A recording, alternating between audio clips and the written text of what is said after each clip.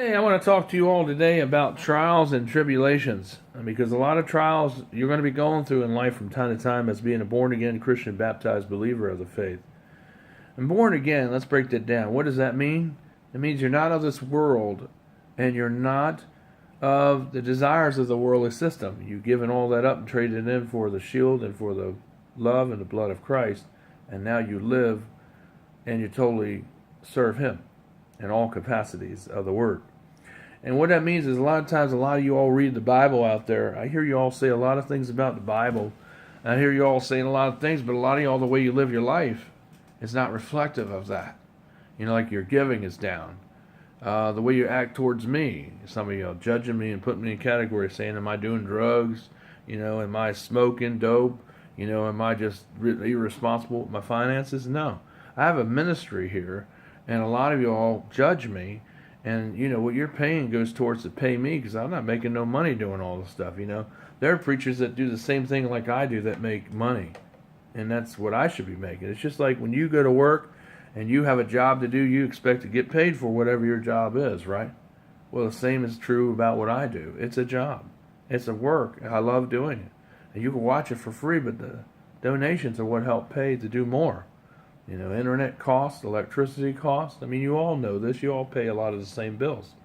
You know, hosting costs, you know, to do all this stuff, the air stuff, to get special guests, that all costs money. People don't just come on here. It would be nice if they would.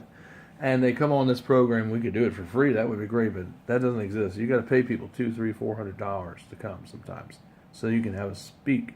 You can share it for free.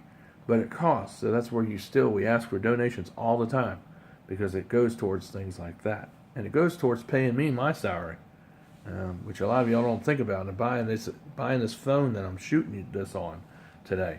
You know, being a Christian is wearing the armor of Christ. You know, the seven things you wear that are recorded in the book of Ephesians: the shield of faith, the breastplate of righteousness, you know, the honor, you know, the helmet of salvation, you know, all those things. You know, all those things is what we wear. That's just 3 of the 7 that are mentioned there. But read about the armor of God, what all Christians do wear. It's not something literally that's visible, but it's spiritual.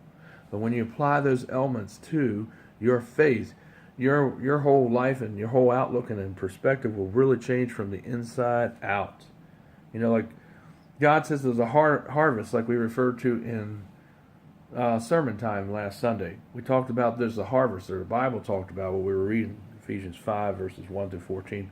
And we were reading there, and Paul says, through the writing of this letter, as he says to us as he did back in those days, because there's a problem with people today with the same problems that many of them face today in churches. You know, a lot of people go to church and sit there to get along, but they don't do nothing. They know things are going wrong, but they won't say nothing because they're worried about their popularity or their reputation. Who cares about that? You're not here for people. You're here for God. So stop acting like you go to church to get along. Because when you're a Christian, you're pegged right from the start. Satan don't like you. Muslims, true Muslims who are not, Christian, don't like you. And everybody else that's not Christian don't like you. So you've got people coming after you right on your back, right there. Okay? So, sitting there not to get along, thinking that those people, the government, and everybody's just going to cower away from you. Now, if they know you're Christian, whether you get along or not, you don't say nothing or you do active stuff, proactively in the church is what I mean, instead of just sitting there on there like a popsicle in the pew, and that's all you do to put in your time or requirement. There's more to Christianity than just going to church, people. It's actively acting it and living it every day. It's not something you do when you feel like it or when it's convenient, folks. It's what Jesus said. It's a 24/7, 365 day, and 1/4 thing you do. Okay? According to our calendar. The Jewish have different calendars than we do. But I want the Julian calendar is what they call it. But our calendar, that's how it is on ours. But I want to tell you, you need to do this stuff and really show Jesus in you. And start showing it by the way you tithe and by the way you act and how you share. That's why we've been doing this whole Ephesians series. That's what it touches on. How you act as a person. How you're supposed to act with Christians and non-Christians alike around you. All people need to be loved and talked to about Jesus. If you don't do that part, that's your part. That's my part. That's your part. Witnessing, we're going to be held accountable for that, because being Christians and being children of light, like Paul refers to, because that's what we are of God, that's what we should be doing out here. Gossiping. Not gossiping, I'm sorry. Not supposed to be gossiping, no. We're supposed to be out here sharing the gospel, and I said gossiping instead of, I said that with my mouth, but I really meant sharing the gospel message. But you can gossip that way, because that way when you're gossiping, you won't be gossiping anything bad or saying things that are not true about your neighbor or about friends or people in general. You can gossip the word of God, and there's no gossip about that. That's a good thing to gossip about. Share the gospel. That's what I mean. You can gossip all you want with that. And, go out and witness and do, all these things. So, it was really nice to see my mother come down here to Virginia yesterday, and you really come down and spend some time with me. But getting back to the fruit of the harvest, but you doing all this stuff, the fruit that the Bible's talking about is the fruits of the things that you labor and do for others. The good works of righteousness, not the carnal works, like what's in it for me approach, like a lot of people come to the church. Even a lot of people in the Church of Christ have that approach. Well, I gave this offering, God, now I want you to do something for me because I did all this. Now it's your turn. No, that's not how it is. Because if you approach the church that way, it's a give me this, Lord, give me that, Lord, give me mentality, that old song. It's not going to work that way, because God sees that all being phony, because you're doing it just to get something what you want. You're not really doing it because you're really living it. Living it is more than just saying it. Like when you say, I forgive somebody for whatever they've done to me or to my family or whatever. You live it. You actively do it. And you don't say it with words, but you actually demonstrate it and show that true forgiveness towards that person. You bring them back into the midst of your family, your fellowship, your study group, whatever. And you work with that person. That's what real forgiveness looks like in action and emotion. That's what Jesus talked about, still teaches about. Other people have twisted views on that, but that's the way I see it in the Bible, and that's the way I see it being taught from Jesus himself and what he instructed his disciples to do. We're supposed to live just like that. We're supposed to speak up against evildoers when they're doing wrong. We're not supposed to lie about them and make up things, but we're supposed to tell the truth. If they're not changing and they're not stopping what they're doing, we're supposed to speak out against that and expose it. But if people have learned their lesson, we're supposed to work with them, and we're supposed to restore them. That's what the Bible always concentrates more and more on, is restoring and bringing people back. Of course, people, if they sinned and they still kept sinning even after they were disfellowshipped from the church, then they were excommunicated. Because then these people, when it got like that, they were excommunicated from the church, but not from God. Okay, because there's always the hope. As long as someone's living according to the Bible, there's always hope that the person will come back and be restored and come back to the Lord. I mean, that's why people fall away. And some people think that, once you're saved, you're always saved, and they really believe that teaching, but that's not true. The only way a person can be saved, from what I understand, what the Bible, how it teaches it, is when you're saved is how you act towards people and how you are what you think and how you treat others. By your actions that show and dictate whether you're a saved person, because you'll act like a saved person. You'll be compassionate towards each other. You'll show love towards each other. You'll show forgiveness, true forgiveness to each other. It doesn't matter what they did, but you'll still show it, because that's what we're told to do in Scripture, as commanded and instructed by Jesus himself. When we really are forgiven people, we really show that. We don't just talk about it and go through the motions, but then we're out gossiping and defaming that person behind their back. That's not, because I know some people do that, and that's wrong. Because you think you are better, but actually you're not, because you're gossiping. If somebody's learned their lesson, you don't go out and expose something when actually they're remorseful and they've learned a lesson, okay, whatever it is, whatever they've done, okay, whatever that is. But if someone's out there still engaging in that sin, and they're still doing that sin, then that's when you want to bring it out to the masses. See, there's a three-step process to it. What it tells us in Matthew on how to do excommunication or ex-fellowship, then it's finally excommunication. First, you go to the person with an elder and a deacon and some people, members of your assembly or church. And if they deny it, then the next approach is to bring in more elders and more deacons and more members of the church. And if they still deny it and they're still actively practicing and doing that sin, then the third step is to bring them before the whole congregation. That's what it says in Matthew.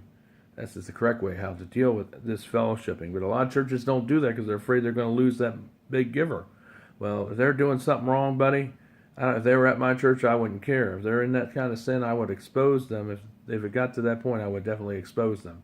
But if I could work it out and talk to them privately and do it I'd rather do it that way first. But if they're not living right and they're still living in that sin and still doing it, even though you talk to them, then yeah, eventually we get to that point and bring them before the whole church and excommunicate them. But see, there's 3 tiers of excommunication depending on the type of sin and also the frequency. If they do it again, the first time is 6 months. The second time is a year. And the third time is 2 years. And that's not permanently from God or from the assembly. That's the 3 tiers of way they did it, the way Jews did it. And that's how it was done in the church. And I guess that came from Paul. But that's how the Jews generally practiced this fellowshipping. And then if they still did the same sin, or they were still caught in that sin, doing it actively, and, acting like there's nothing wrong, then they were disfellowshipped permanently from that body. But, that was the total last resort. It wasn't like, well, this person did this, and so we're going to excommunicate them, and that's it. Because that's not what the Bible teaches, okay? You don't overreact and just do it based on, a lot of gossip and rumor and innuendo and insinuation and infatuation, or misassociation or whatever. You don't do it like that. You go by preponderance of evidence and proof, not lying, not brainwashing, not coercing things out of people or making people feel scared or, gossiping around at Walmart and different stores about it and talking about it. Say, well, I'm just going to go in there and talk about it, but not use anybody's names. You don't want to do that because then that means that's just showing that you're gossiping. So therefore, you're wrong and you're sinning. You're no more wrong. You're no more a sinner than the person who did whatever they did to you, because you're doing exactly the similar thing. When you're going out and gossip, especially when you don't know all the facts and don't know what really happened and don't have all the information.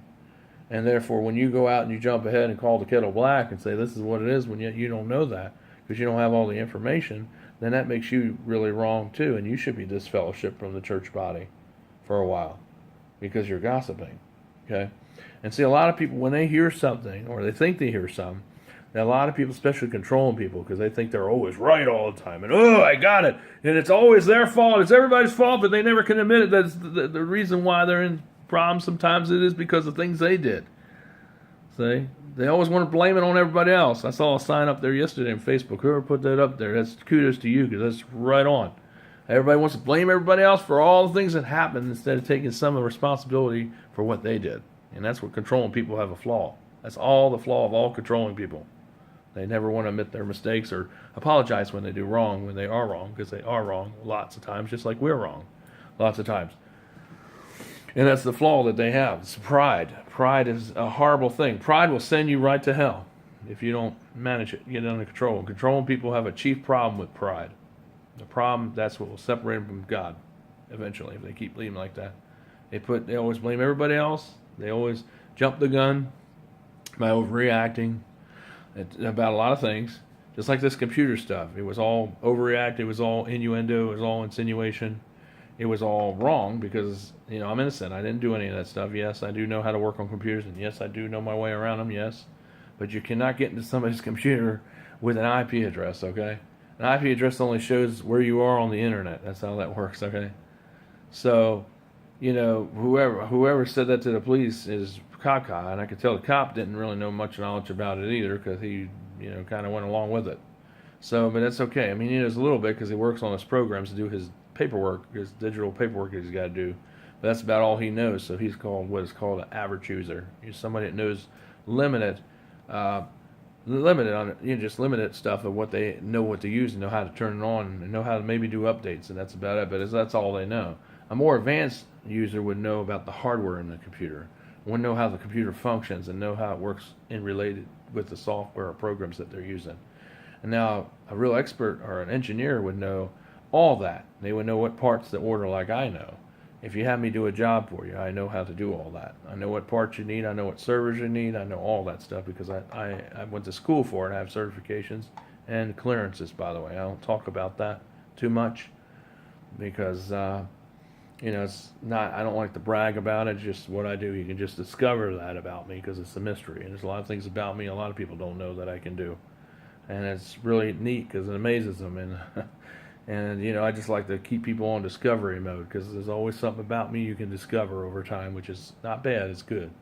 And a lot of people, when people don't know something or understand something, they always want to accuse you of doing something wrong inadvertently, really, when you didn't do anything wrong at all. It's just because they're scared and they're just not very educated and they're not very trained or know much about, computer or don't know much about things, so they just want to falsely accuse you by false association.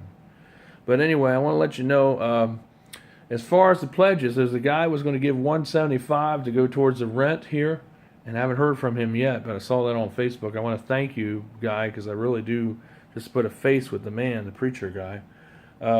Here, this is me. So I'm wearing a shirt my mother gave me. It's got a little bit of spaghetti stains on there from last night, but I didn't mean to do that. I can wipe. I'll get that off, Mom. I will. I'll get that off. That'll come out. There's a little bit of soap and a little bit of color bleach that'll wash that right out.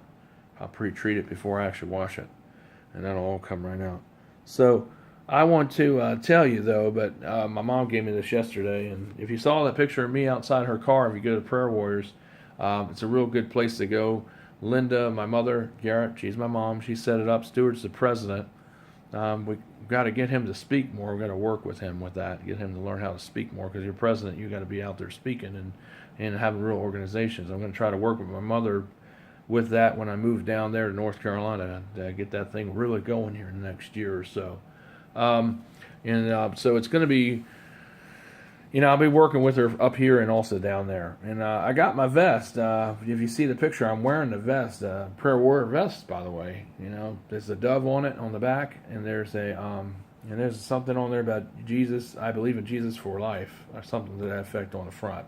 It's really, really nice. My mom brought that up, and then she gave me this shirt. This is all for my birthday, and that was really sweet and nice.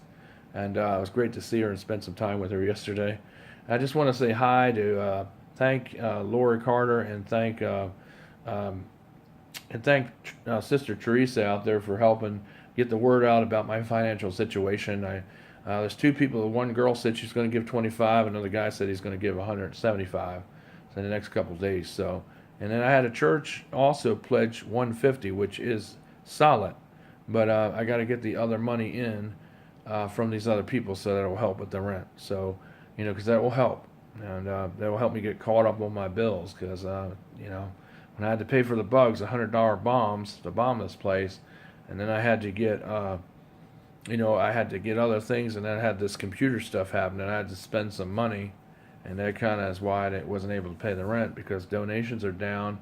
And if the donations were coming in more, guys, if you were giving more, then that wouldn't be happening. And if people would let me do computer work and let me do it for them, I'm actually pretty good. I charge $65 an hour, and that's for a residential home. If you're a small business or a corporation, it's $95 an hour.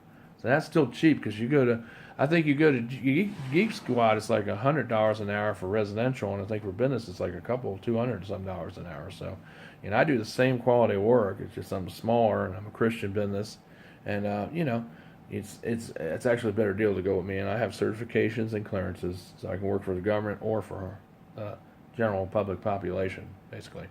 And I went to school. I also went to.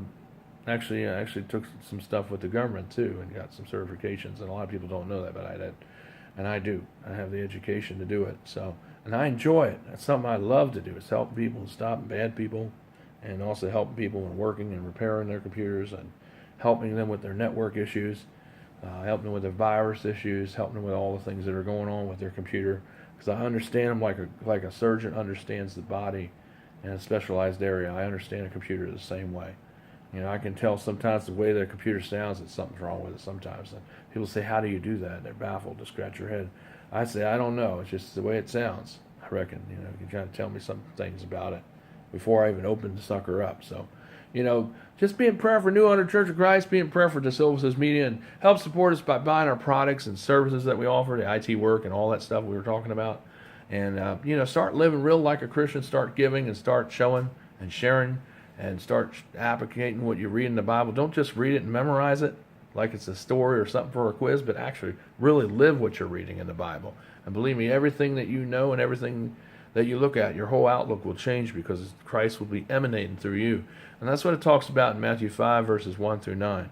The 9 Beatitudes of the Spirit, which are the fruit of the Spirit, is what will be evident in your life and in everyone's life that's a Christian if they really start living the Word. Take care.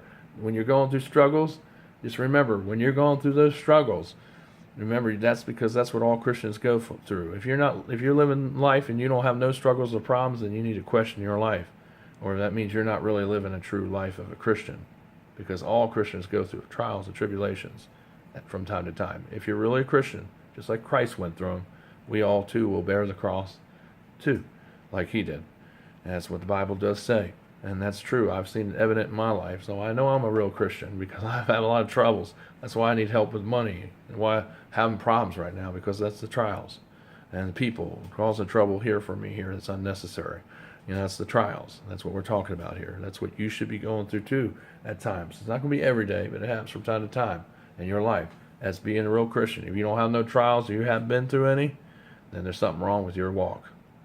Take care. This is Michael De Silvas. I love you. God bless. Please give. Thank you for those that have. From the bottom of my heart, I really mean that, folks. Thank you. And I'll see you later. I want to say hi to Doug. Say hi to Trudy Boone. Say hi to Linda Garrett, my mother. I love you so much. Say hi to Stuart Garrett, my stepfather. I want to say hi to everybody. Take care, everybody. I got to go. Peace. God bless. All right. Minister from New Hunter Church of Christ, doing the work for Jesus Christ. That's what it's all about, folks. Take care.